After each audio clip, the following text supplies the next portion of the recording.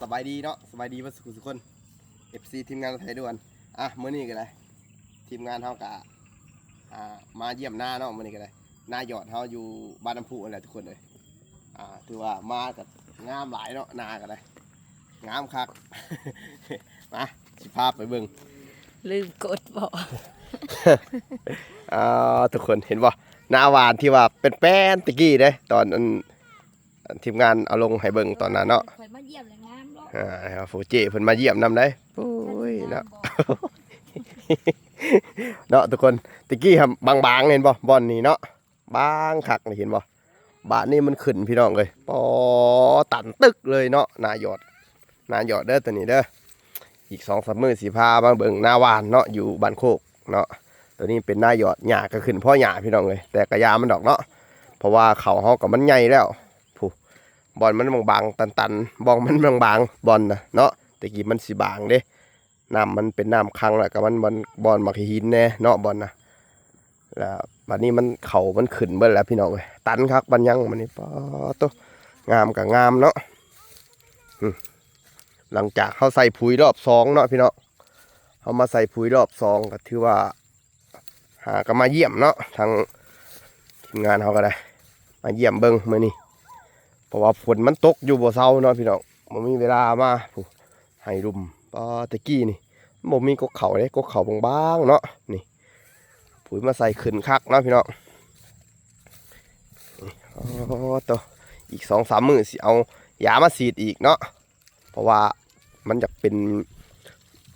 ตายพี่บ่วังนี่มันแดงๆตะกี้มันตายหลายกว่านี่เนาะตอนนี้มันหากระคืนนี่พอดีให้มันแดดน้อยนึงสิเอายามาฉีดใส่เนาะพี่น้องงามบ่ตันบ่นี่อันนี้แม่นหน้าหยอดเด้อทุกคนเด้อเนาะงามคักเขาปีนี้ถือว่าสมควรเนาะตันคัก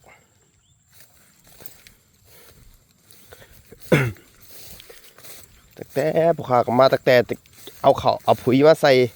รอบ2เนาะหากมาเยี่ยมเบิ่งก็ได้แล่นกายไปไกลมาหยอกแต่บ่ค่อยมีเวลามาเบิ่งเนาะมอนี่โอ้เขียวคักเนาะพี่น้องเขียวทุ่มคักเลยอันนี้นาไม่เถาเพิ่นเนาะนี่ก็หวานพร้อมกันหยอดพร้อมกันอะไรเนาะนี่นาเพิ่น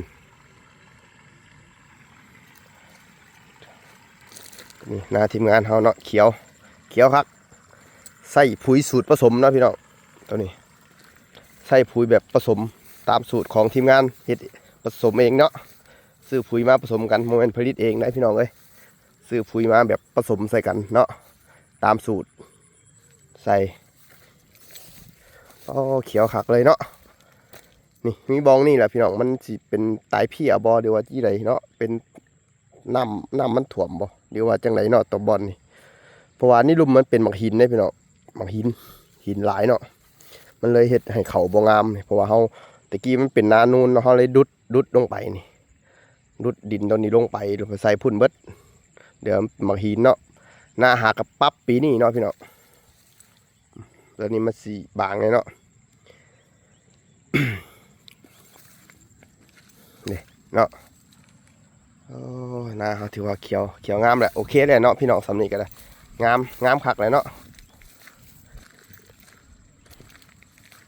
นี่แต่ให้มันแดดสัก2-3 มื้อเลยสิเอา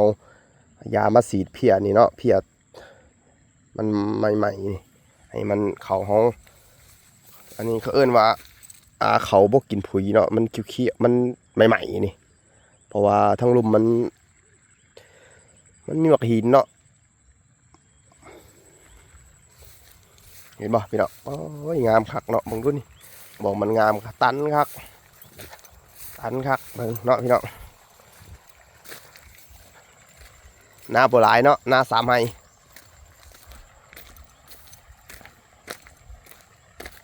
หน้าไม่เท่าเพิ่นหน้าทีมงานรถไถด่วนโอ้ถือว่างามแฮงเนาะโอ้โตเขางามเลยพี่น้องปีนี้เขียวเนาะ แต่กอคุณนุก็ย่างอยู่เนาะพี่น้องโอ้โต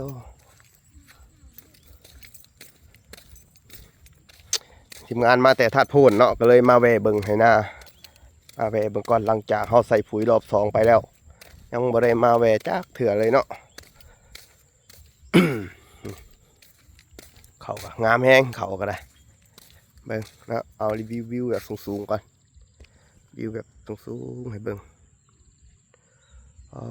ตัวตันตึกเลยพี่น้องกอหนึ่งบ่ได้ธรรมดาเนาะเบิ่งเอานี่กอเขานี่พี่น้องนี่เบิ่งเอาเด้อนี่กอหนึ่งมันสิประมาณนี้เนาะใส่ปุ๋ยสูตรผสมแต่กอบักใหญ่เลย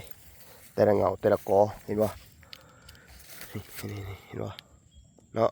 แบบนี้เบิดทุกกอเลยเขาหน้าหยอดถือว่าสมควรเนาะปีนี้เนาะสำนี่แหละพี่น้องเอ้ย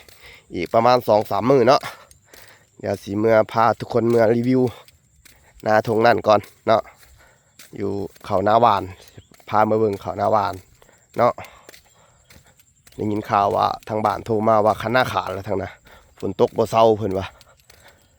เห็นบ่นี่ตะกี้มันจะเป็นตายพายเนาะพี่น้องตายพี่อ่ะนี่ตายเพียเบิดรอบนี้เนาะมันพื้นขึ้นมาใหม่นี่กอเขานี่ผมเมื่อเจอปุ๋ยสูตรผสมเนาะดูกอเขาใหญ่คักเนาะพี่น้องมีหนองปลาพร้อมเนาะพี่น้องแต่ว่าบ่ได้ปล่อยปลาเนาะเพราะว่ามันน้ำบ่อยู่ถึงฤดูหน้าแล้งมันสิบกเนาะมันก็เลยบ่ได้ปล่อยเขาก็ได้โอ้งามคักเนาะพี่น้อง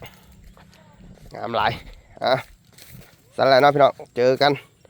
คลิปหน้าบัดเฮาเมื่อบันโคกสิรีวิวหน้าหวานให้เบิ่งอันนี้แม่นหน้าหยอดเนาะสำนี่แหละพี่น้องสำหรับคลิปนี้สบายดีเนาะ